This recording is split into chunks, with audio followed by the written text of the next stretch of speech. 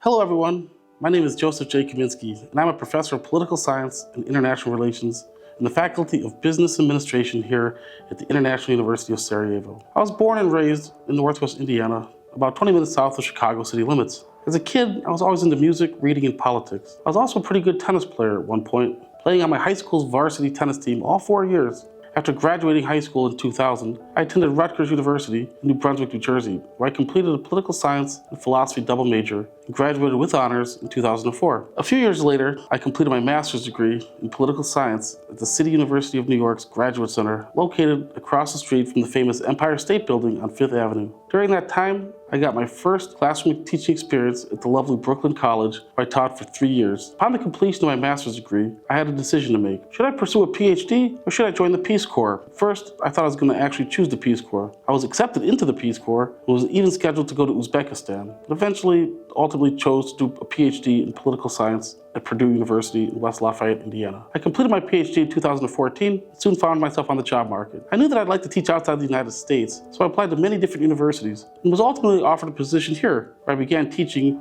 in September of 2014 and have been here ever since. I'm about to now complete my 11th year as a professor here at the International University of Sarajevo. I look forward to being here for many more years to come. I knew I was in for a major adjustment leaving the United States for Bosnia and Herzegovina, but I thought I'd be able to manage. I already had some experience with Balkan culture, growing up in an area with many former Yugoslav expats. However, there were some surprises. Arriving in Sarajevo was an experience like no other for me. I was shocked by Sarajevo's disorganized, labyrinth-like city layout. While in the United States, when looking down from an airplane, the landscape usually looks nearly like a perfect grid. Coming into Sarajevo, however, one is greeted by a web of houses and buildings scattered about beautiful green mountains, winding roads and rivers, and all kinds of other unique geographical features that I had never really seen from the sky before. I was also quickly surprised by how inexpensive food and rent was. I did not come here with that much money, but the few $100s I did have in my pocket were more than enough to get me through my first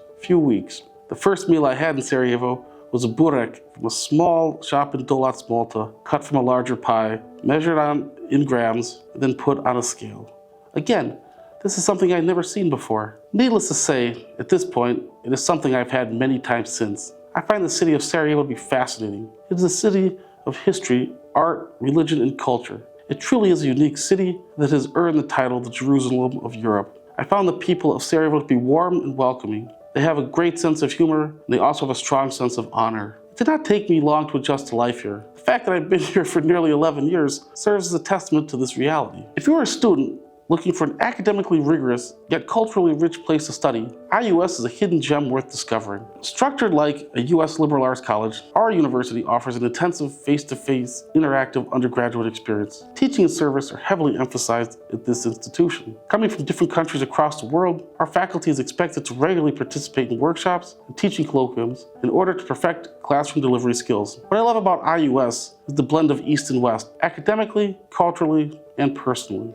When it comes to mentoring students, I try to instill in their minds the necessity of keeping an open mind and using Max Weber's sociological method of Verstehen for understanding things from the observed actor's perspective when looking at politics or philosophy in general. Over the years, I have been able to develop coherent and time-tested teaching strategies based on my variegated experiences in the classroom. In order to encourage participation and engagement, I have an open-door policy with the students, which they can consult with me at any time. I give individually tailored academic and career advice to students based on my own interactions with them inside and outside the classroom. While at IUS, I have successfully mentored numerous BA and MA theses and have even successfully mentored a couple PhD dissertations. As I conclude, I would like to briefly reflect on the opportunities that IUS has given me. This university has given me a place to safely and freely conduct research and teach.